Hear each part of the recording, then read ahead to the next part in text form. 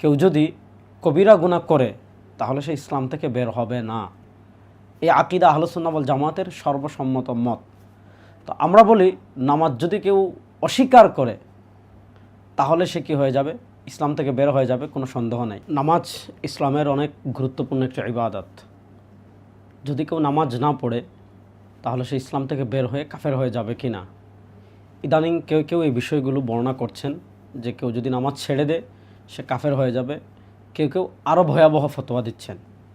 আজকে আমি সংক্ষিপ্ত কয়েকটা কথা বলবো এই সংক্রান্ত। আমি পর্যালোচনা করব দুটা কিতাবকে সামনে রেখে। একটা হলো নওয়াকিদুল ঈমান ফি মিজানুল কিতাব ওয়াস সুন্নাহ, যে একটা শেখ সালাউদ্দিন আহমদ আল ইদলিবি লিখেছেন, খুব চমৎকার কিতাব ঈমান ভঙ্গের কারণ নিয়ে। আরেকটা হলো এই যে আমার কাছে একটা বিশাল কিতাব দেখতে পাচ্ছেন, মাদারিকুত তাকফির ফিল ফিকহুল ইসলামি ওয়া উসুলুদ্দিন।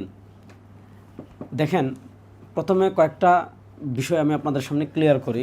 রাসূলুল্লাহ সাল্লাল্লাহু আলাইহি ওয়াসাল্লাম বলেছেন, আমাদের আর কাফেরদের ভিতর পার্থক্য সৃষ্টিকারী হলো নামাজ। মান তারাকাহা ফাকাদ কাফার, যে নামাজ ছেড়ে দিয়েছে সে কুফরি করেছে। এই হাদিসের আলোকে কেউ কেউ বলে থাকেন কেউ যদি নামাজ ছেড়ে দেয় তাহলে সে কী হয়ে যাবে? ইমান থেকে বের হয়ে যাবে। এই দুই বইয়ে এই মাসালা সংক্রান্ত অত্যন্ত চমৎকার আলোচনা করা হয়েছে।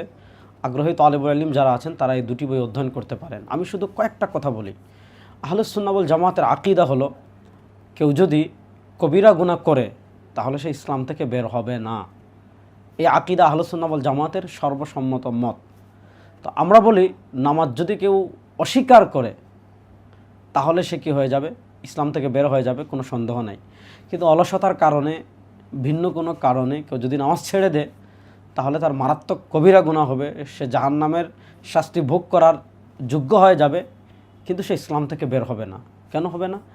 কয়েকটা হাদিস বলি। দেখেন, রাসূলুল্লাহ সাল্লাল্লাহু আলাইহি ওয়াসাল্লাম এক হাদিসে বলেছেন, মান হালাফা বিগাইরিল্লাহ ফাকাদ কাফার, কেউ যদি আল্লাহ ছাড়া অন্য কারো নামে কি করে? কসম করে, ফাকাদ কাফারা, সে কুফরি করেছে।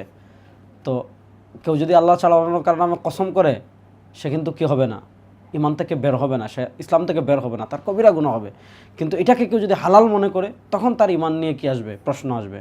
ঠিক তেমনিভাবে রাসূলুল্লাহ সাল্লাল্লাহু আলাইহি ওয়াসাল্লাম আরেক হাদিসে বলেছেন, সিবাবুল মুসলিমি ফুসুক ওয়া কিতালুহু কুফর, মুসলমানদেরকে হত্যা করা এটা হলো কুফর। এখন কেউ যদি কোনো মানুষকে হত্যা করে মারাত্মক কবিরা গুনাহ হবে, কিন্তু সে ইসলাম থেকে বের হবে না। হ্যাঁ, এটাকে যদি হালাল মনে করে মানুষ হত্যা, তখন তার ইমানে কি আসবে? সমস্যা আসবে। ঠিক তেমনিভাবে রাসূলুল্লাহ সাল্লাল্লাহু আলাইহি ওয়াসাল্লাম মুসনাদ আহমদ এর আরেক হাদিসে বলেছেন, মান সাল্লা, যে কেউ নামাজ পড়লো, কেন?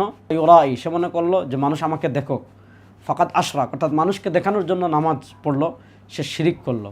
এমনভাবে মান সামা, যে রোজা রাখলো মানুষকে দেখানোর জন্য, ফাকাদ আশরাক, সে শিরিক করলো। যে হজ করলো মানুষকে দেখানোর জন্য, ফাকাদ আশরাক, সে শিরিক করলো। এখন কেউ যদি নিজেকে জাহির করার জন্য, অন্যকে দেখানোর জন্য নামাজ পড়ে, সে কি মুশরিক? না, মুশরিক না। কেউ যদি নিজেকে জাহির করার জন্য রোজা রাখে, সে মুশরিক? না, মুশরিক না। দেখেন, কাফিরের চেয়ে নিকৃষ্ট হলো মুনাফিক। আল্লাহ তাআলা পবিত্র কোরআনে বলেছেন, ইন্নাল মুনাফিকিনা ফিদ দারকিল আসফালি মিনান নার। রাসূলুল্লাহ সাল্লাল্লাহু আলাইহি ওয়াসাল্লাম বলেছেন যে তিনটা গুণ যার ভিতর পাওয়া যাবে, কানা মুনাফিকান খালিসান, কোনো হাদিসে চারটার কথাও আসছে, সে নিরেট মুনাফিক।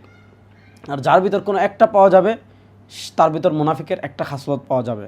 এখন কথা বলার সময় মিথ্যা বলে, ওয়াদা দিয়ে ওয়াদা ভঙ্গ করে, আপনি ওই যে মুনাফিকের যে বিধান, ওই মুনাফিকের বিধানকে তার উপর প্রয়োগ করবেন না। তো এই হাদিসগুলোর কি আছে? ব্যাখ্যা আছে। এই হাদিসগুলোর উম্মাহ বেভাবে ব্যাখ্যা করেছেন। নামাজের হাদিসের একই ব্যাখ্যা আহলুস সুন্নাহ ওয়াল জামাতের ইমামগণ করেছেন। অর্থাৎ কেউ যদি নামাজ অস্বীকার করে, নামাজের ফরজিয়ত অস্বীকার করে, তাহলে সে ইসলাম থেকে বের হয়ে যাবে। হ্যাঁ, কেউ যদি অলসতার কারণে নামাজ ছেড়ে দেয় তাহলে তার মারাত্মক কবিরা গুনাহ হবে, অনেক বড় কবিরা গুনাহ হবে। কিন্তু আহলুস সুন্নাহ ওয়াল জামাতের আকীদা হলো, তার ঈমান যাবে না, তার ঈমান ঠিক থাকবে, সে মুসলিমই থাকবে।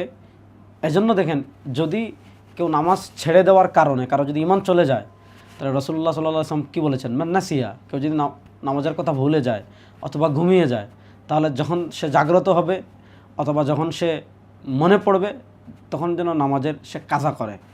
যদি তার ঈমানই চলে যেত, যে কোনো কারণে নামাজ ছাড়লে তার যদি ঈমানই চলে যেত, তো রাসূলুল্লাহ সাল্লাল্লাহু আলাইহি ওয়াসাল্লাম বলতেন কি, আগে কালিমা পড়ে মুসলমান হন, তারপর নামাজ পড়েন। কারণ ঈমান না থাকলে নামাজ দিয়ে আপনি কী করবেন? তো রাসূলুল্লাহ সাল্লাল্লাহু আলাইহি ওয়াসাল্লাম বলেছেন না, স্মরণ হওয়ার মাত্রই আপনি কী করেন? নামাজের কাজা পড়েন। বোঝা গেল তার কি যায় না? ঈমান যায় না। হয় আল্লাহ তাআলা আমাদেরকে সব ধরনের বাড়াবাড়ি ছাড়াছাড়ি থেকে বেঁচে থাকার তৌফিক দান করুক। আসসালামু আলাইকুম।